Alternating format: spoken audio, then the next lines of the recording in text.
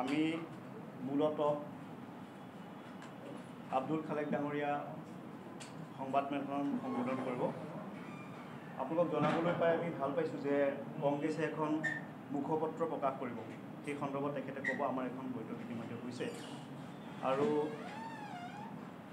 নিৰ্দিষ্ট আমাৰ দুটা বিষয় আছে, সেই বিষয়কেইটাও তেখেতে ক'ব। মই খালি আৰম্ভণিতে এটা কথা ক'ব বিচাৰিছোঁ। ভাৰতীয় জনতা পাৰ্টীয়ে শেহতীয়াকৈ সদস্য ভৰ্তি কৰিছে অনলাইন যোগেদি।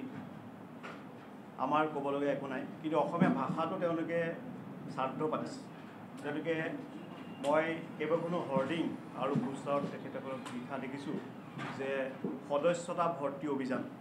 অসমীয়া ভাষাত সদস্যতা বুলি কোনো শব্দ নাই, তেওঁলোকে ব্যাকৰণ মানি চলা নাই। গতিকে এনেকৈ ধৰক নতুন নতুন শব্দ যদি তেওঁলোকে আনে, ভুল শব্দ, তেতিয়া ভাষাটোৰ কাৰণে সংকট আহে। তেনেকৈ প্ৰভাৰী বুলি এটা শব্দ ব্যৱহাৰ কৰে, সেইটোও অসমীয়া শব্দ নহয়। কাৰ্যকৰ্তা শব্দটো ব্যাকৰণৰ ফালৰ পৰা, গ্ৰামাৰৰ ফালৰ পৰা সমস্যা আছে। গতিকে অসমীয়া ভাষাক শ্ৰদ্ধা কৰাটো আমি সকলোৱে বিচাৰোঁ, কাৰণ ভাষাৰ সংকট যেতিয়া হ'ব, আমাৰ জাতিটোৱে হৈছে ভাষাক লৈ গঠন হোৱা এটা জাতি, অসমীয়া জাতি। সেইকাৰণে ভাষাৰ শুদ্ধতাটো আমি সকলোৱে ৰাখিব লাগিব। আৰু বিজেপিয়ে এই যি সদস্যতা শব্দ ব্যৱহাৰ কৰিছে, এই শব্দটো আমি বিৰোধিতা কৰিছোঁ। অসমীয়া ভাষাত তেনেকুৱা ধৰণৰ কোনো শব্দ নাই। এতিয়া মূল যিখন সংবাদমেল সেইখন খালেক ডাঙৰীয়াই সম্বোধন কৰিব।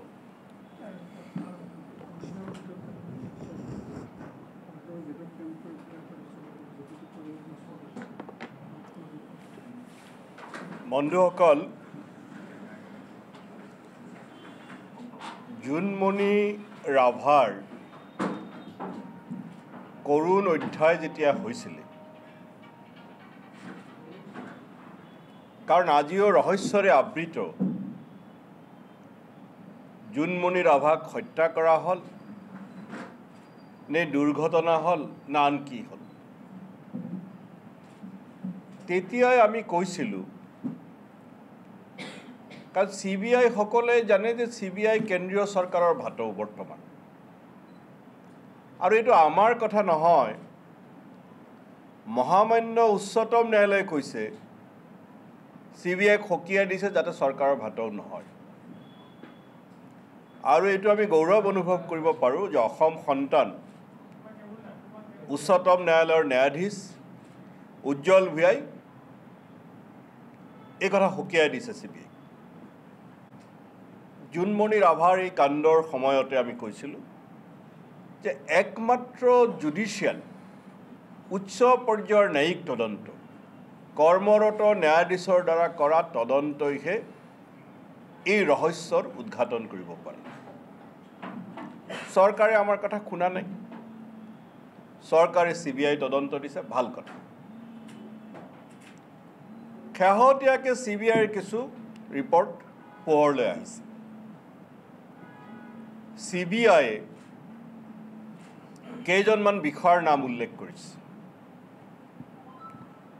আমি এতিয়া বিচাৰোঁ, কাৰণ চৰকাৰৰে এক এজেঞ্চিয়ে এইখিনি উল্লেখ কৰিছে, যেতিয়ালৈকে এই বিষয়াকেইজনৰ বিৰুদ্ধে তদন্ত সম্পূৰ্ণ নহয়, তেতিয়ালৈকে এই বিষয়াকেইজনক কোনো ধৰণৰ গুৰু দায়িত্ব দিব নালাগে।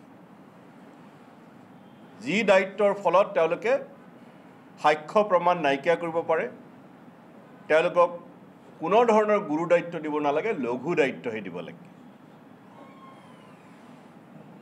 জোনমণি ৰাভা এগৰাকী সাহসী যুৱতী আৰক্ষী বিষয়া আছিল। মুখ্যমন্ত্ৰী হিমন্ত বিশ্ব শৰ্মাই জনজাতি হোৱাৰ কাৰণেই হওক বা আন কোনো কাৰণতে হওক, সম্ভৱতঃ জোনমণি ৰাভাক ভগ্নী বুলি গণ্য নকৰে।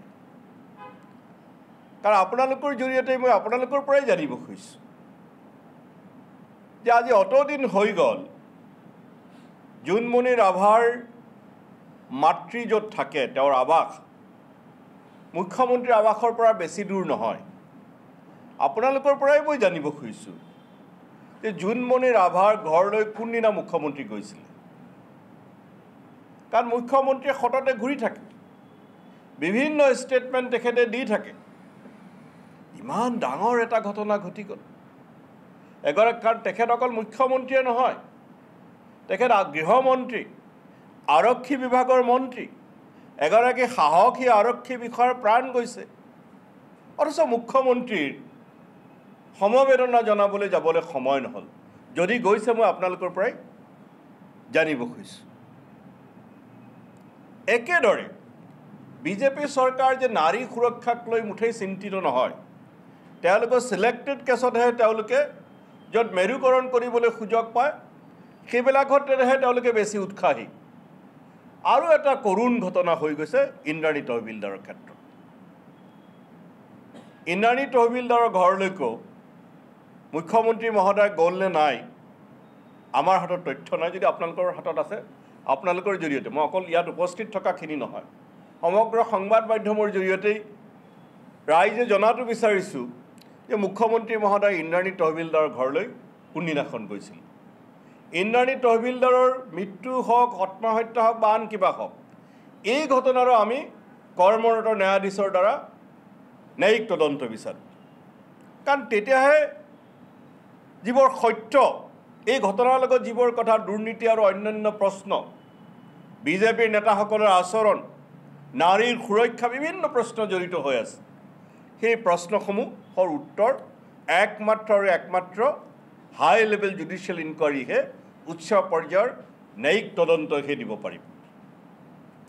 আৰু সেইকাৰণে এই চৰকাৰখন মুখেৰে যিমান কথা কয় মুখ্যমন্ত্ৰী মহোদয়, কিন্তু আচলতে তেওঁলোকে নাৰীৰ সুৰক্ষাক লৈ, আনকি তেওঁ চৰকাৰী বিষয়া, যি আৰক্ষী, মুখ্যমন্ত্ৰী মহোদয় যি আৰক্ষীৰ নিজা মন্ত্ৰী, সেই এগৰাকী সাহসী বিষয়াৰ মৃত্যুৰ পিছত মুখ্যমন্ত্ৰী কি কাৰণত সময় নহ'ল, সেই প্ৰশ্ন মই আপোনালোকৰ জৰিয়তে উত্থাপন কৰিছোঁ।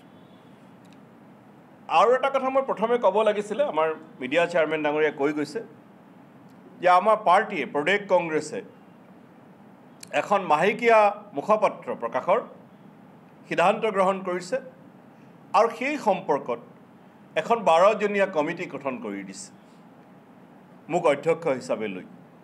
আজি আমাৰ সেই কমিটিৰ বৈঠক অনুষ্ঠিত হৈছে আৰু বৈঠকত আমি সিদ্ধান্ত গ্ৰহণ কৰিছোঁ যে চলিত বৰ্ষৰ পৰাই কংগ্ৰেছৰ মাহেকীয়া মুখপাত্ৰখন প্ৰকাশ পাব। আপোনালোকক কি নাম হ'ব, কি কথা, কেনেধৰণৰ হ'ব, সেইবোৰ কথা আমি পিছত জনাম, কিন্তু আমাৰ নিয়মীয়াকৈ মাহেকীয়া মুখপাত্ৰখন এই বছৰৰ পৰাই আৰম্ভ হ'ব, সেই কথাটো আপোনালোকক জনাইছোঁ।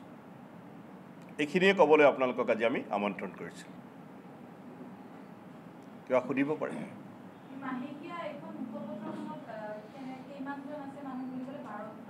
12জনীয়া কমিটি এখন কৰি দিছে। লাগিলে মই শ্বেয়াৰ কৰি দিম, কমিটিখন আমাৰ মিডিয়া চেয়াৰমেনে শ্বেয়াৰ কৰি দিব আপোনালোকক।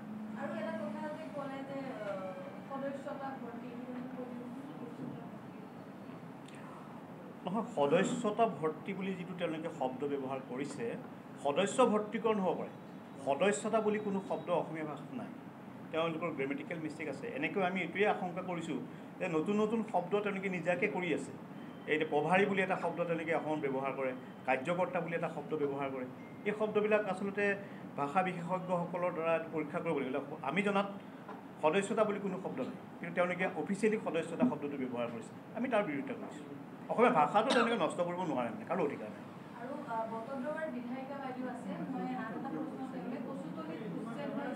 আৰু এটা বিষয় আপোনালোকে এখন ফটো দেখাওঁ। এই ৰাধা গোবিন্দ বৰুৱা মহাবিদ্যালয়ৰ সন্মুখত বিজেপিৰ সদস্য ভৰ্তিকৰণ অভিযান চলিছে। এই মহাবিদ্যালয়ৰ সন্মুখত ছাত্ৰ ছাত্ৰীৰ মাজত যদি এনেকুৱা ৰাজনীতিকৰণ কৰা হয়, তেখেতসকলে কয় যে ছাত্ৰ ছাত্ৰীসকলে ৰাজনীতি কৰিব নালাগে, শৈক্ষিক পৰিৱেশ বিনষ্ট কৰিব নালাগে, বিদ্যাৰ্থিক পৰিৱেশৰ মাজত ৰাজনীতিলৈ আনিব নালাগে।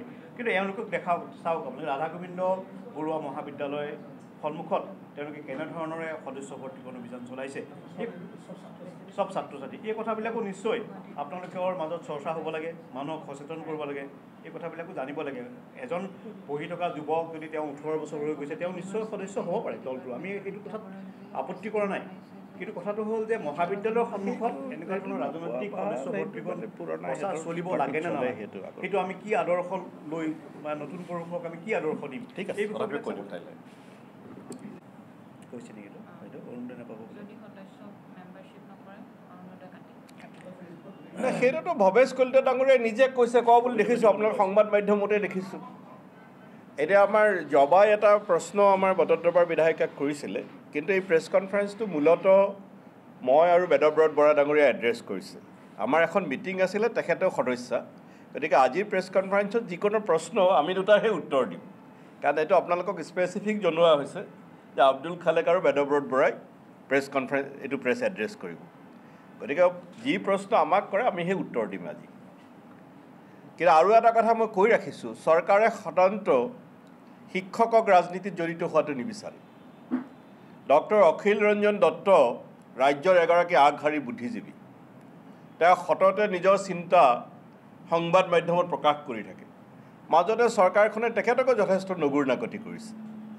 একেখন চৰকাৰে আকৌ গুৱাহাটী বিশ্ববিদ্যালয়ৰ আন এগৰাকী অধ্যাপিকা ৰীতামণি বৈশ্য, তেখেতে কেনেকৈ আকৌ বিজেপিৰ ছাত্ৰ সংগঠন অখিল ভাৰতীয় বিদ্যাৰ্থী পৰিষদৰ সভানেত্ৰী হ'ব পালে? ডক্টৰ ৰীতামণি বৈশ্যৰ বিৰুদ্ধে চৰকাৰখনে কি ব্যৱস্থা ল'ব, সেই প্ৰশ্ন আপোনালোকৰ জৰিয়তে কৰিছোঁ। কাৰণ চৰকাৰৰ নীতি চৰকাৰ দলৰ নহয়, দলে চৰকাৰ চলাব পাৰে। চৰকাৰৰ নীতি একেটা হ'ব লাগিব। চৰকাৰৰ নীতি কোনোবাই কংগ্ৰেছৰ মতাদৰ্শত বিশ্বাস কৰে কাৰণে, কোনোবাই বাওঁপন্থী মতাদৰ্শত বিশ্বাস কৰে কাৰণে তেনেকুৱা অধ্যাপক বা শিক্ষক শিক্ষয়িত্ৰীক হাৰাশাস্তি কৰিব, আৰু কোনোবা সোঁপন্থী আদৰ্শত বিশ্বাস কৰে কাৰণে তেওঁলোকক ফুলৰ মালা দিব, এইটো চৰকাৰৰ নীতি হ'ব নোৱাৰে।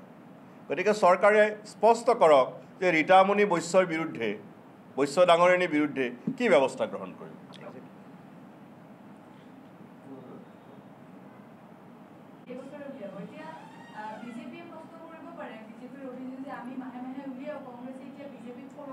তেওঁলোকে শাসনাধিষ্ঠ দলত আছে, তেওঁলোকৰ কথা বেলেগ আৰু আমাৰ কথা বেলেগ।